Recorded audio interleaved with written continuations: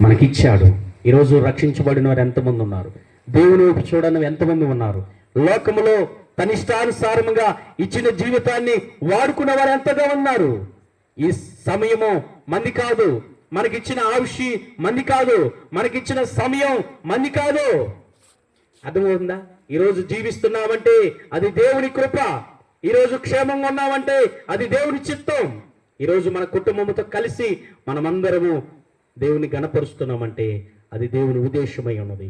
ఈరోజు దేవుడు మంచి శ్రేష్టమైన సమయాన్ని మనకిచ్చాడు. ఇచ్చిన సమయాన్ని మనం ఎలా ఉపయోగించుకుంటున్నాం? ఏ విత్తనం వేస్తున్నాం? మన పిల్లలకి మనం ఏది బోధిస్తున్నాం? మన కుటుంబంలో మనం ఎలా జీవిస్తూ ఉన్నాం? ఈరోజు వాక్యం సెలవిస్తుంది, మనుషుడా నీవేమి ఇత్తుతున్నావో అది కోస్తావు. ఒక సమయం ఉంటుంది. ఒక ఆయన విత్తాడు విత్తనం. ఆ విత్తనాన్ని కొయ్యడానికి చేతగాల అక్కడికి వెళ్ళాడు. ఏం చేశాడు? తన జీవితాన్ని లోకానుసారంగా జీవించాడు. విస్తారమైన జీవితంతో జీవించాడు. అన్నీ ఉన్నాయి, సమృద్ధిగా ఉన్నాయి. ప్రాణంతో కూడా చెప్పుకుంటున్నాడు, ప్రాణమా తినుము త్రాగుము సుఖించుము, నీకు అనేక దినాలకి విస్తారమైన ఏముంది చెప్తారా మీరు? అనేక దినములకు విస్తారమైన సమృద్ధి నీకున్నది, తినుము త్రాగుమని తన ప్రాణానికి చెప్పుకున్నాడు. అదే సమయంలో ఒక ఆయన ఉన్నాడు, తినడానికి తిండి లేదు, బల్ల కింద పడి రొట్టెల ముక్కలు ఏరుకొని ఆ రొట్టె ముక్కలు కింద పడుకుని అవి తింటూ తన జీవితాన్ని కొనసాగించుకున్నాడు. కుక్కలు వచ్చి కురుపులు నాగుతున్నప్పుడు ఆ జీవితాన్ని అలా కొనసాగించుకున్నాడు. దేవుణ్ణి మహిమపరుస్తూ ఉన్నాడు, దేవుని కనపరుస్తూ ఉన్నాడు. ఒక సమయం ఉంది, ఆయన చనిపోయిన తర్వాత అబ్రహాము కుడి రొమ్మున ఆనుకున్నాడు. అదే సమయంలో ధనవంతుడు చనిపోయాడు. ఆయన అప్పుడు అగ్నిలో కాలుతున్నాడు. ఏం చేస్తున్నాడు? అగ్నిలో వేతన పొందుతున్నాడు. ఏడుస్తూ ఉన్నాడు, అయ్యో నాకు ఐదుగురు సహోదరులు ఉన్నారు, వారికి వెళ్ళి నేనేం చేస్తా? స్వార్థను ప్రకటిస్తా. అంటే వారికి చెప్పేవాళ్ళు ఎంతమంది ఉండరు పాస్టర్లు. అవునా? ఈరోజు మమ్మల్ని భారంతో పంపించాడు. ఇక్కడికి ఎందుకు పంపించాడో మాకు తెలియదు. అర్థమవుతుందా? ఈరోజు ఈ వాక్యం ద్వారా మరి ఎవరు దేవుని వైపు చూస్తారు? ఈ వాక్యం ద్వారా ఎవరు దేవుని వైపు చూస్తారో వారికి ఆశీర్వాదం. ఈరోజు ఈ వాక్యం వింటున్న మన జీవితాల్లో దేవుడు ఆశ్చర్యకారం జరిగిస్తాడు. దేవుని వాక్యంలో మనం గమనించినట్లయితే మనం దేవునికి నమ్మకంగా జీవించాలి. దేవుడు మనకు రక్షణ ఇచ్చాడు, కుటుంబం ఇచ్చాడు, బిడ్డలను ఇచ్చాడు, సమయం ఇచ్చాడు, ఆశీర్వాదం ఇచ్చాడు, ఆయుష్నిచ్చాడు. ఇచ్చిన దాన్ని మనం ఏం చేస్తున్నాం? ఈరోజు వాక్యం వింటున్న ప్రియుడా, సహోదరుడా, సహోదరి, ఈరోజు మనతోనే ఈ వాక్యం సంబోధిస్తూ ఉంది. లోకంలో మనం ఏది విత్తుతున్నాం, ఏ విత్తనం విత్తితే అదే పంటను కోస్తాము. విత్తనము ఒకటి వేస్తే ఒకటి పంట రాదు. అయితే మనం ఏ విత్తనం విత్తుతున్నాం, మనం ఏ జీవితం ఎలా జీవిస్తూ ఉన్నాం? మన జీవితం దేవుడు చూస్తున్నాడు, మన సమయాన్ని దేవుడు చూస్తున్నాడు. The time is gold. బంగారం కంటే విలువైన సమయాన్ని ఈనాడు మానవుడు ఎంతో విధముగా ఏం చేస్తున్నాడంట? వృధా చేస్తున్నాడు, వేస్ట్ చేస్తున్నాడు. ఆ సమయం అనేది విలువైందని గ్రహించట్లా. ఈ సమయం అనేది దేవుడిచ్చాడని గ్రహించట్లా. అవునా? ఇప్పుడు ఏడుస్తూ ఉన్నాడు. ఆయన సమయాన్నంతా వృధా చేశాడు, వేతన చెందుతాడు, ఏడుస్తున్నాడు. అయ్యో నీ దగ్గర లాజరును పంపించువా, ఒక చిటికని వేలుతో నంగిలి. చిటికన వేలు ఏం తప్పు పారుతేమో చెప్పండి మీరే. అవునా? చిటికన వేలు నా అంగిలి చల్లార్చుట కొరకు అక్కడ పంపించమంటే అక్కడ పెద్ద అగాధం ఉంది. మీకు మా మధ్యలో రావడానికి వీలు లేదు. ఈరోజు మన జీవితంలో అంతవరకు రాకమునిపే, మన ప్రాణం పోకమునిపే మన సృష్టికర్తను ఏం చేయాలా? స్మరణకు తెచ్చుకోవాలి. మన సృష్టికర్త మన పట్ల ఎంతో ప్రేమ కలిగి ఉన్నాడు, మన పట్ల ఎంతో జాలి కలిగి ఉన్నాడు, మన పట్ల ఎన్నో ఉద్దేశాలు కలిగి ఉన్నాడు. మన పట్ల ఆయన సంకల్పమును ఆయన మన పట్ల కలిగి ఉన్నాడు. మన పట్ల కలిగిన ప్రేమను మనం ఏం చేస్తున్నాం? వెనుకంజి వేస్తున్నాం.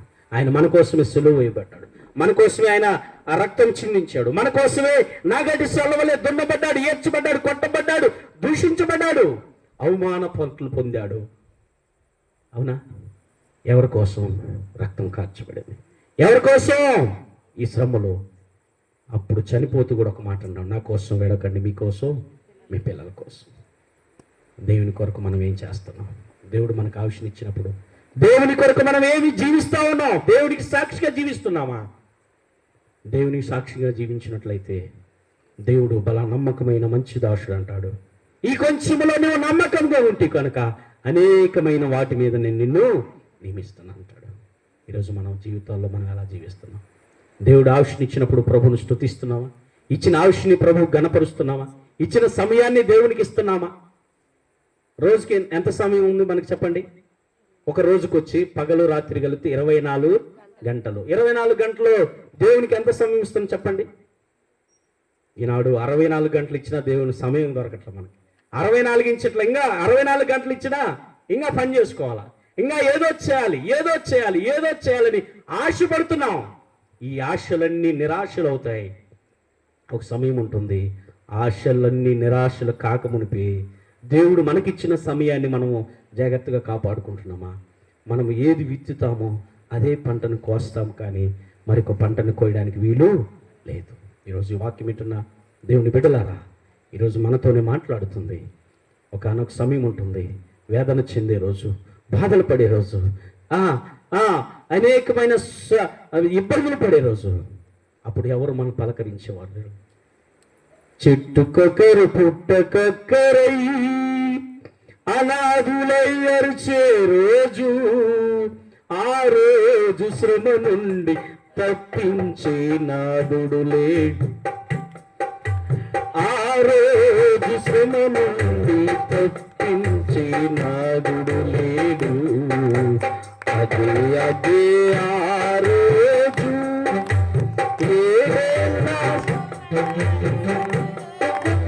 పాపు అంత ఏడ్చే రోజు.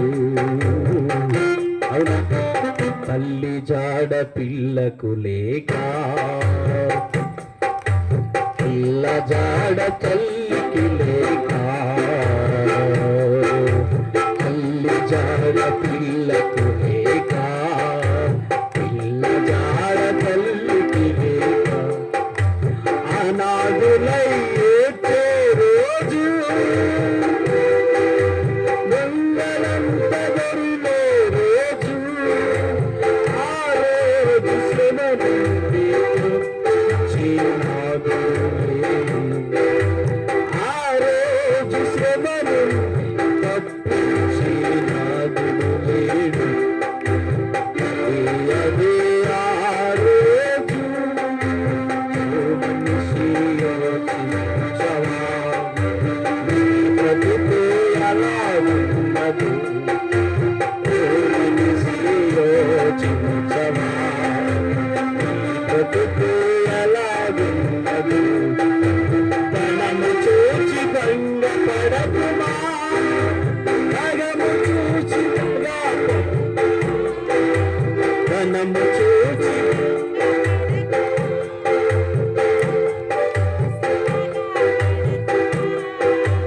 ఆ రోజు శ్రమ నుండి తప్పించే నాదుడు లేడు.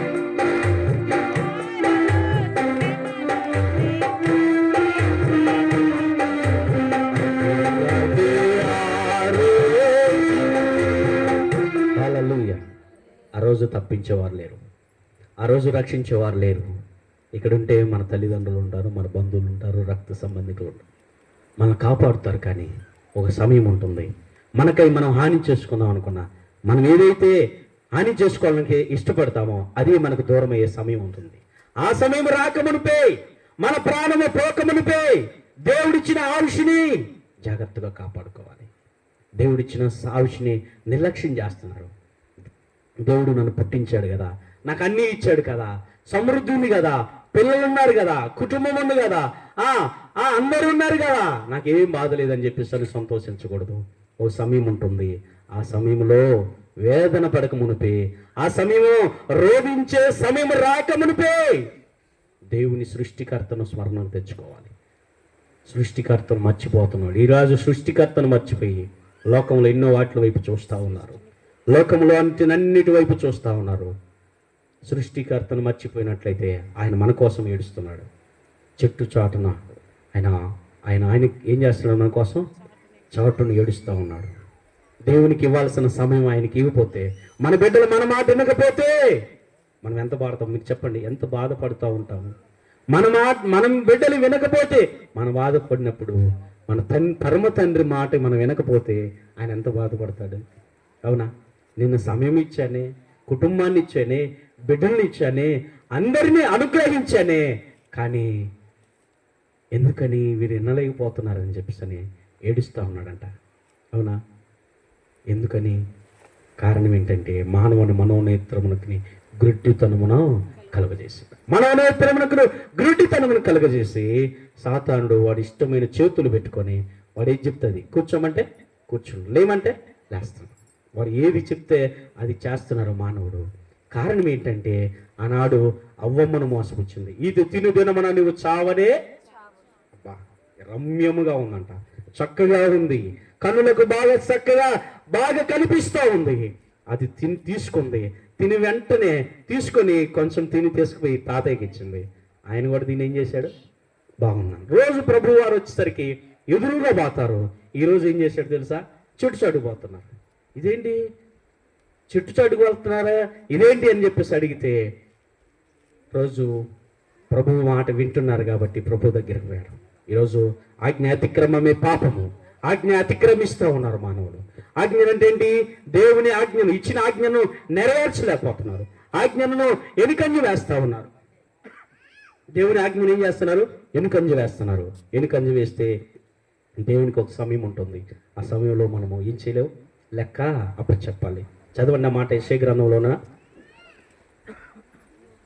గ్రంథంలోనా ఒక చిన్న ఎగ్జాంపుల్ చెప్తాం మీకు అర్థం అవ్వాలంటే.